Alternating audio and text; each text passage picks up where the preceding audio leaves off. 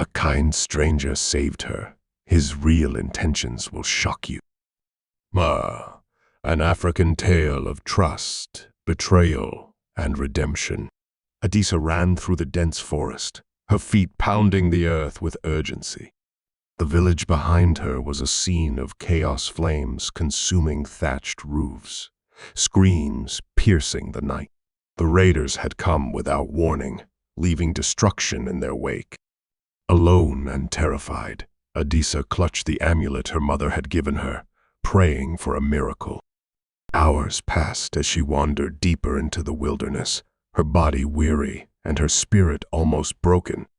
Just as she was about to give up, a man appeared from the shadows. Tall and rugged, he carried a spear and wore the garb of a hunter. His presence was both intimidating and reassuring. "Are you lost?" he asked, his voice deep yet gentle. Adisa hesitated but nodded. "The raiders destroyed my home. I have nowhere to go." The man introduced himself as Django and offered her shelter in his hut on the edge of the forest. With no other options, Adisa reluctantly agreed, her heart heavy with distrust, but her body craving rest. Django's hut was modest but well kept, nestled beneath the sprawling branches of a giant baobab tree. He provided Adisa with food, water, and a blanket, tending to her wounds with surprising care. "You can stay here as long as you need," Django said, his dark eyes holding an intensity that Adisa couldn't quite read. Over the following days, Adisa began to lower her guard. Django shared stories of his life as a solitary hunter, his voice weaving tales of bravery and survival. He taught her how to set traps, find edible plants, and defend herself with a spear. Slowly, a bond formed between them, one built on gratitude and mutual respect, or so Adisa thought. One evening, as they sat by the fire, Django's demeanor shifted. His stories took on a darker tone, hinting at a past filled with betrayal and vengeance. Adisa felt a chill run down her spine as he spoke of how the world owed him for his suffering. "You owe me too," Django said suddenly, his gaze piercing. Adisa froze. "What do you mean?" "I saved your life," he replied, his voice calm but firm. "And now you must repay me." Confused and alarmed, Adisa tried to reason with him. But Django's kindness began to unravel, revealing a man driven by obsession and entitlement. Adisa realized too late that Django's help had not been as selfless as it seemed. One night, she overheard him speaking to someone in the forest. Peering through a crack in the wall, she saw him talking to one of the raiders who had destroyed her village.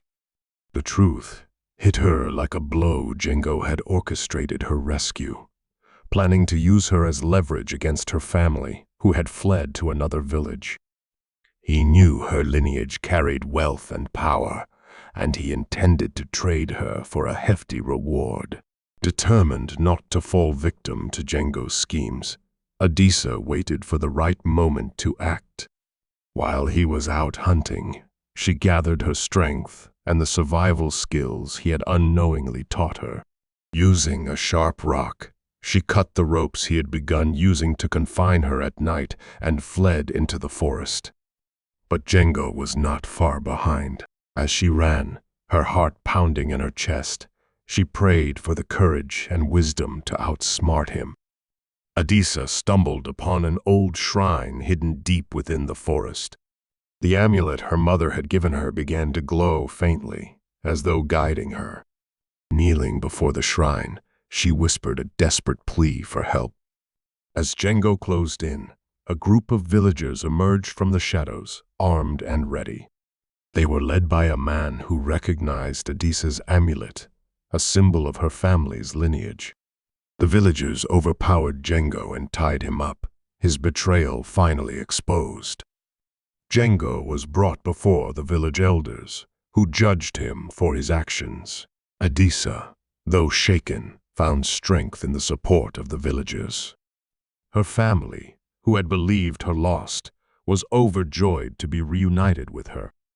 Through the ordeal, Adisa learned the importance of trusting her instincts and the value of community. Django, once a figure of kindness, was sentenced to a life of exile, his true nature revealed for all to see. Adisa returned to her family with a renewed sense of purpose.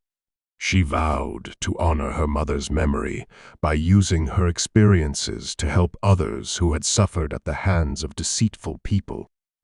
As the days turned to weeks, the scars of her ordeal began to heal. The amulet, once a simple trinket, became a symbol of her resilience and the divine guidance that had seen her through her darkest hours.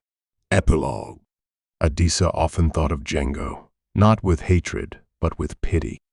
His choices had led to his downfall, a stark reminder that kindness without sincerity is a hollow gesture.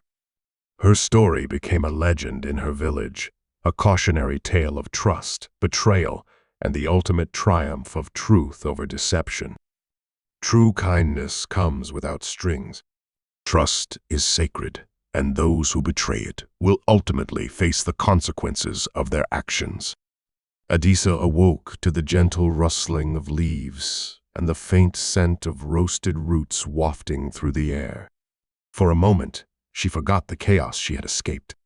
But as her eyes fluttered open, reality struck. She was in the modest hut of Django, the stranger who had saved her from the wilderness. He sat by the fire, his tall figure silhouetted against the dancing flames. "You've been out for hours," he said without turning, his voice low and steady. "You needed rest." Adisa sat up cautiously, her muscles aching from the previous night's flight.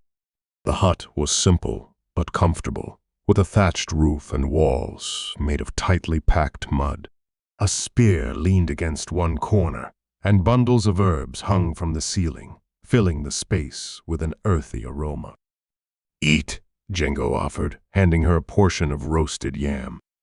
She hesitated, but hunger overpowered her doubt. She took the food with a murmured thanks, her eyes darting around the room. "You're safe here," Django said, as if reading her thoughts. "No one will find you." Adisa's guard began to lower. He seemed genuine, a quiet man who lived apart from the world's chaos.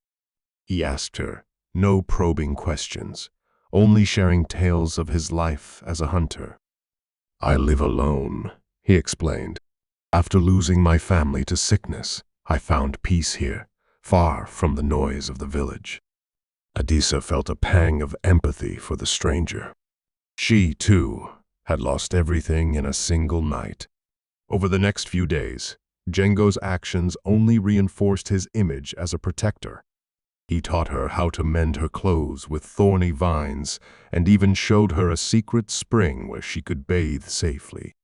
His generosity seemed boundless, and Adisa began to believe she had truly found refuge. But there were moments fleeting but unsettling when his gaze lingered on her for too long, or his words carried an edge she couldn't quite place. "You're lucky I found you," he said one evening as they sat by the fire. "The forest is full of dangers." Adisa nodded, not wanting to appear ungrateful. But deep down, unease began to grow, like a shadow creeping in the corners of her mind. A subtle shift. As days turned into weeks, Adisa started to notice a change in Django's demeanor. He became more possessive, questioning her whenever she ventured outside the hut, even for a short walk. "Where were you?" he asked sharply one afternoon when she returned from gathering wild berries. "I wasn't far," Adisa replied, startled by his tone. Django's expression softened, but the tension lingered. "You should have told me. The forest is no place for wandering alone." Adisa brushed it off as concern, but the incident left her feeling uneasy. She began to tread carefully around him, grateful for his help but wary of his growing intensity. One night, as they sat by the fire, Django's stories took a darker turn. He spoke of betrayal and revenge, his voice laced with bitterness. "People take what they want and leave you with nothing," he said, staring into the flames. "That's why you can't trust anyone." Adisa remained silent, sensing the pain behind his words, but also a simmering anger that unsettled her. Despite her unease, she reminded herself of his kindness. After all, he had saved her life. But as the days passed, the cracks in his facade grew harder to ignore. Adisa couldn't shake the feeling that Django's generosity came at a price she wasn't yet sure she was willing to pay.